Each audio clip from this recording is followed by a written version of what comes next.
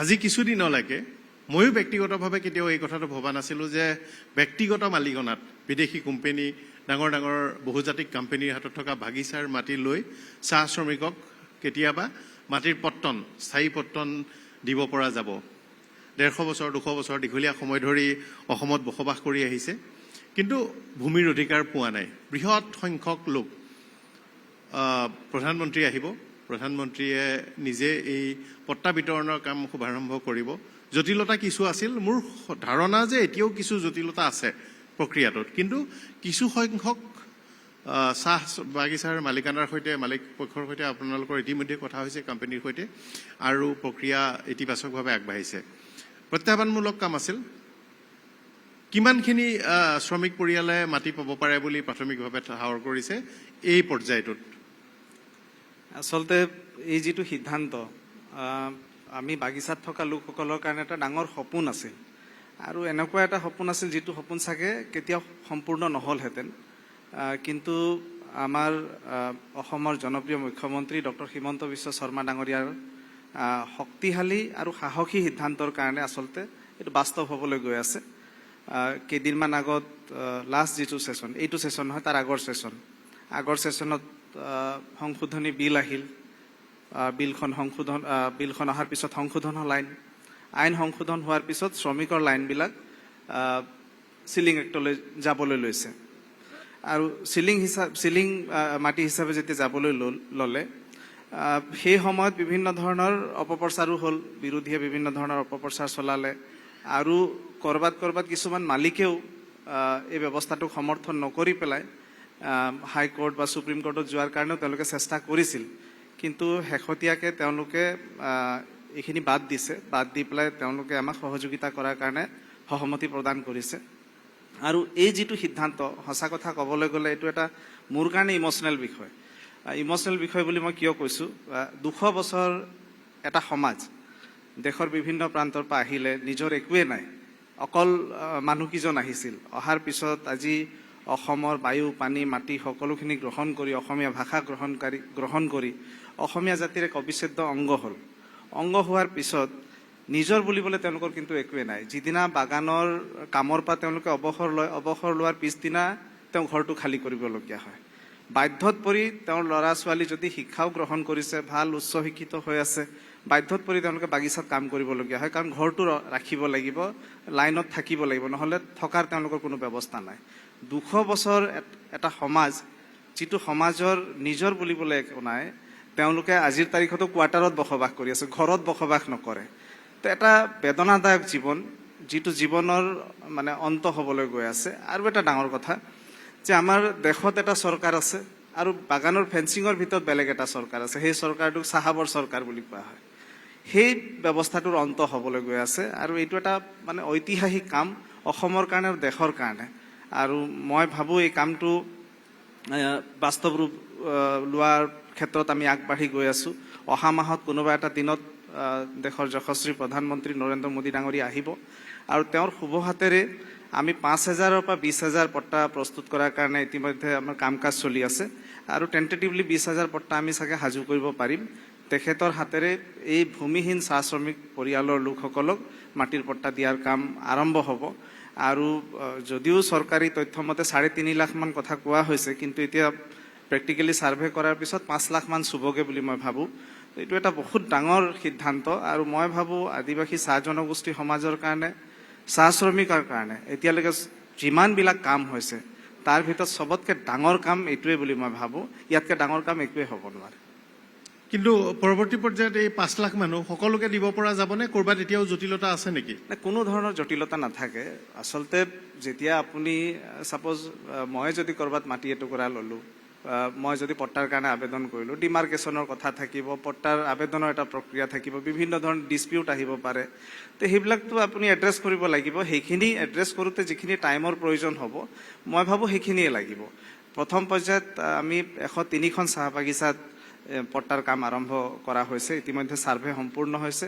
সেই 103খন চাহ বাগিচাৰ ছাৰ্ভে সম্পূৰ্ণ হোৱাৰ পিছত পৰৱৰ্তী চাহ বাগিচাবিলাকত ছাৰ্ভেৰ কাম চলি আছে আৰু পৰ্যায়ক্ৰমে মই ভাবোঁ এইটোৰ এটা সময়ৰ নিশ্চয় প্ৰয়োজন হ'ব কাৰণ মেন পাৱাৰ আমাৰ হাতত সীমিত মেন পাৱাৰ আছে মাজত ইলেকশ্যন যেতিয়া আৰম্ভ হ'ব 1.5-2 মাহ অন্য কাম কৰিব নোৱাৰিব গতিকে 6 মাহমানৰ ভিতৰত মই ভাবোঁ যথেষ্টখিনি আমি আগবাঢ়িব পাৰিম আৰু এই যিটো 20,000 মানুহৰ পট্টা অহা মাহৰ ভিতৰত যে সম্পূৰ্ণ হ'ব এইটো মই ভাবোঁ বহুত ক্ষিপ্ৰতাৰে কাম হৈছে সেইকাৰণে 20,000 পট্টা দিব পৰাকৈ সাজু হৈছে বুলি বা হৈ যাব বুলি মই ভাবোঁ। এই 20,000 মানুহ কোন কোন বাগিচাৰ মূলতঃ 103খন চাহ বাগিচা আছে 103খন চাহ বাগিচাৰে মানে পট্টাৰ কাম ইতিমধ্যে চলি আছে আমাৰ তিনিচুকীয়া জিলাত 4,000 টাৰ্গেট আছিল আমি চাগে 4,000 ক্ৰছ কৰিম মই 4 দিনমান আগত জিলা আয়ুক্তৰ কাৰ্যালয়ত অলপ ৰিভিউ কৰোঁতে মই গম পালোঁ যে আমি প্ৰায় 2,500 মান তাত সম্পূৰ্ণ হৈছে তো 20,000 টাৰ্গেট আমি বৰ সহজতে সম্পূৰ্ণ কৰিব পাৰিম।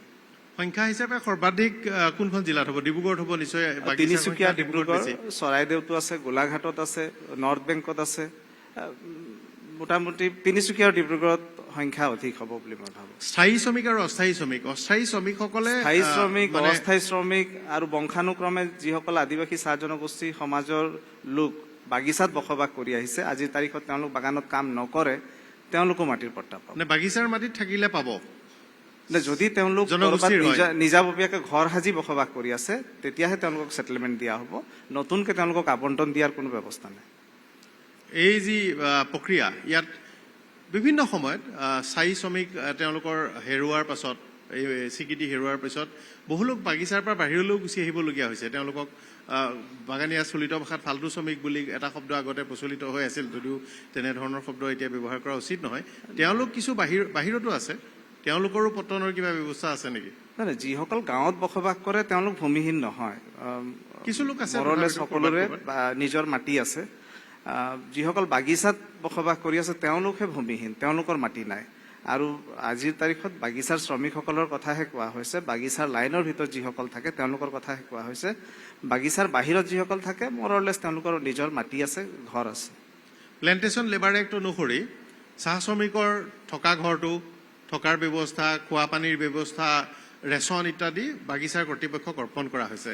অসম চৰকাৰে যোৱা কাৰ্যকালসমূহত তেওঁলোকক বিভিন্ন চৰকাৰী আঁচনি যেনে স্বাস্থ্যসেৱাৰ কাৰণে হস্পিটেল নিৰ্মাণ কৰিছে শিক্ষাৰ কাৰণে স্কুল কৰিছে আগতে বাগানৰ স্কুল আছিল বাগানৰ স্কুলে কৰিছিলে এনেকৈ বিভিন্ন সুবিধা কৰিছে গতিকে বাগানৰ মালিকসকলৰ তেওঁলোকৰ শ্ৰমিকৰ প্ৰতি থকা হেঁচাটো দিবলগীয়া বিষয়টো কমি গৈছে ফলত মজুৰি এটা আটাইতকৈ ডাঙৰ সমস্যা প্ৰতিশ্ৰুতিও আছিল 351 টকা কিমান দীঘলীয়া দিনৰ পৰা চৰ্চা হৈ যায় এতিয়াতো 351 টকাও দৈনিক মজুৰি হিচাপে বহু কম প্ৰতিশ্ৰুতিও আছিল সম্পূৰ্ণ প্ৰতিশ্ৰুতি যি আছিল সিমানলৈ যাব পৰা নাই অহা 10 দিনৰ ভিতৰত বা 15 দিনমানৰ ভিতৰত মজুৰিৰো এটা বৃদ্ধি আশা কৰিব পাৰি নেকি?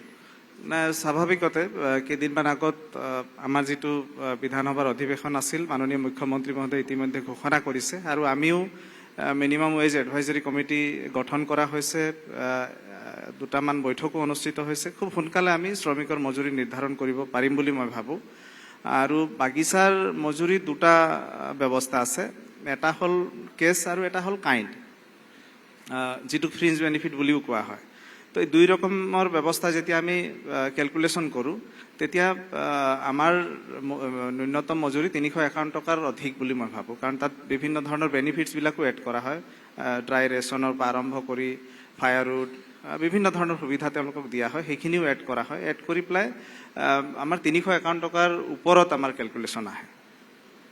আপুনি নিজে বাগিচাৰ লাইনত থাকে বাগিচা চাহ জনগোষ্ঠীৰ ব্যক্তি আপুনি মূল সমস্যাটো বুজি পায় নিজে কাৰণ আপুনি বাস্তৱিকতে সকলো নিজৰ জীৱনটোত আপোনাৰ পৰিয়ালৰ লোকে দেখি আহিছে এতিয়াও দেখি আছে আৰু আপুনি প্ৰত্যক্ষভাৱে জড়িত আৰু কিছু সা সুবিধা লাগে আনকি মজুৰিটোৰ কথাও আহে যে 351 টকাই আজি চলিবলৈ দিগদাৰ কাৰণ মূল্য বৃদ্ধি হৈছে দৰমহাভোগী মানুহখিনিৰ বৃদ্ধি হৈছে বিভিন্ন সময়ত বিভিন্ন ব্যৱসায় বাণিজ্য কৰা মানুহৰো লাভ ইত্যাদি বাঢ়িছে কিন্তু ন্যূনতম যিটো মজুৰি আৰু এবাৰ ৰিভাইজ কৰি তাতকৈ এটা ডাঙৰ সংখ্যা ভবাৰ থল আছে নাই এই মুহূৰ্তত সুবিধা আছে নাই?